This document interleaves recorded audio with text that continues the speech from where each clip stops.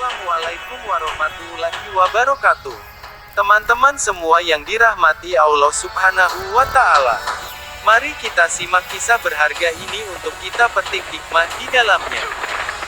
Di mana ada seseorang yang tampak lahiriahnya mati syahid, ternyata ia ahli neraka.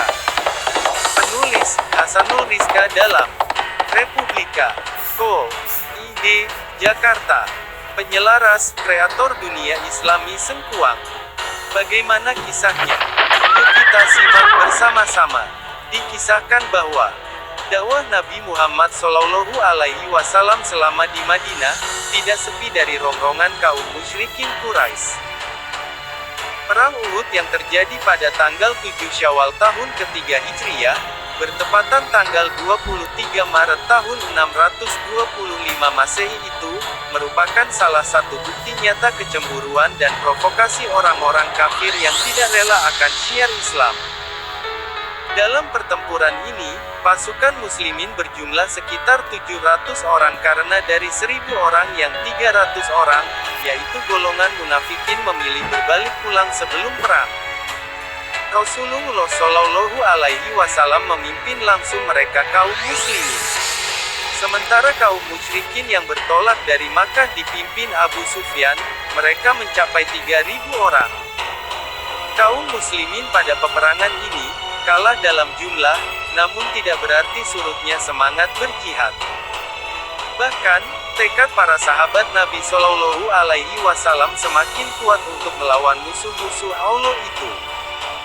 Mati syahid menjadi sebuah kerinduan, dan melindungi Rasulullah dari serangan musuh, menjadi sebuah dorongan hati yang sangat kuat. Salah seorang pasukan muslimin yang berangkat ke medan pertempuran dari Madinah ialah Qotsman. Ia ikut dalam kelompok kaum muslimin. Namun akhir yang tragis menemui Qotsman. Waktu itu, para pasukan Nabi Shallallahu Alaihi Wasallam bertempur melawan kaum musyrikin dengan semangat yang tinggi dan sempat berada di puncak kemenangan, tetapi pasukan yang ditugaskan oleh Nabi untuk tetap berjaga-jaga di atas bukit Uhud melalaikan tugasnya. Mereka turun bukit karena mereka mengira bahwa perang sudah selesai dan telah meraih kemenangan, karena saat itu, pasukan musuh lari tunggang langgang, dan meninggalkan semua harta dan perbekalan perangnya. Dari sisi yang lain, setelah mereka kaum musyrikin melihat kaum muslimin meninggalkan pos-pos jaga yang berada di atas bukit, akhirnya kelompok musyrikin dengan pasukan berkuda yang dipimpin oleh Khalid bin Walid, yang mana, waktu itu ia belum masuk Islam, ia kembali menyusun pasukan dan strategi, tiba-tiba menyerang balik dari belakang bala tentara kaum muslimin, sampai-sampai barisan kaum muslimin dibuat porak-poranda. Bahkan sampai Nabi Shallallahu Alaihi Wasallam pun mengalami luka-luka pada wajah, bibir dan gigi beliau akibat lemparan-lemparan besi dari kaum musyrikin, dan sekitar 70 atau 75 orang sahabat Nabi yang gugur di medan pertempuran, termasuk salah satunya adalah Sayyidina Hamzah, radhiyallahu anhu, paman Nabi Shallallahu Alaihi Wasallam. Sementara pihak kaum musyrikin yang mati sekitar 25 orang. Ketika pertempuran benar-benar usai, kaum muslimin menderita kekalahan dalam peperangan ini. Sementara, kaum musyrikin kembali ke Makkah dengan rasa puas karena dendam sejak perang Badar telah dapat terlampiaskan. Kemudian, kata salah seorang sahabat Nabi bahwa, tidak seorang pun di antara kita kaum muslimin yang dapat menandingi kehebatan Qotsman.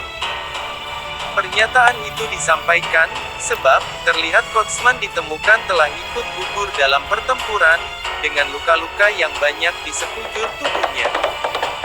Mendengar perkataan itu, Nabi Muhammad Shallallahu Alaihi Wasallam bersabda, sungguh, dia itu adalah golongan penduduk neraka.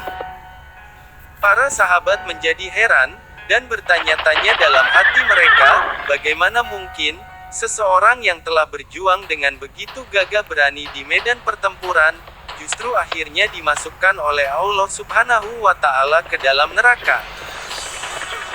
Mengetahui rasa penasaran mereka, kemudian Rasulullah Shallallahu Alaihi Wasallam menjelaskan kepada para sahabat bahwa, ketika Kotsman dan Aksam keluar ke medan perang bersama-sama, Kotsman mengalami luka parah akibat ditikam musuh, badannya penuh dengan darah. Kemudian Kotsman mengambil pedangnya, lalu mata pedang itu dihadapkan ke dadanya, dan ia benamkan pedang itu ke dalam dadanya. Jadi, Kotsman mati bukan karena dibunuh musuh, melainkan dia mati karena bunuh diri, kata Nabi Shallallahu Alaihi Wasallam. Warga Madinah itu yakni Kotsman bunuh diri karena ia tidak tahan menanggung rasa sakit akibat dari luka-luka yang dialaminya. Di samping itu pula, Nabi Shallallahu Alaihi Wasallam juga mengungkapkan bahwa sebenarnya sejak awal niat yang muncul dalam hati Kotsman sudah keliru, sebab Kotsman sebelum berangkat dia telah berkata, "Demi Allah, aku berperang bukan karena agama, tetapi hanya sekadar menjaga kehormatan Madinah, agar tidak dihancurkan kaum Quraisy. Aku berperang hanyalah untuk membela kehormatan kaumku," kata Kotsman, yang disampaikan Nabi Shallallahu Alaihi Wasallam. Maka dari itu, Rasulullah Shallallahu Alaihi Wasallam mengingatkan para sahabatnya agar berhati-hati dalam memberikan penilaian terhadap seseorang. Belum tentu perbuatan yang tampak di mata orang-orang seperti amalan mulia dan benar-benar tulus. Bisa jadi justru sebenarnya amalan itu adalah amalan yang tidak baik. Sesungguhnya ada seseorang yang tampak benar-benar beramal dengan amalan penghuni surga menurut pandangan manusia, padahal ia termasuk penghuni neraka.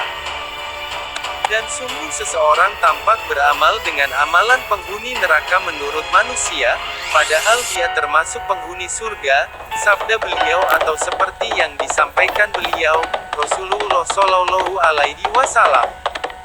Terdapat dalam sebuah hadits berbunyi, "Kam min amalin yutasawaru bisuroti amali dunya fayasiru min amalil akhirati bihusnin niyah, wa kam min amalin yutasawaru bisuroti amalil akhirati fayasiru min amalid dunya bisuin niyah."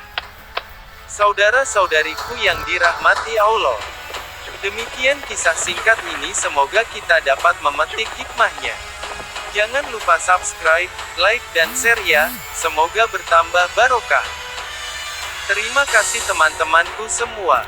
Wassalamualaikum warahmatullahi wabarakatuh.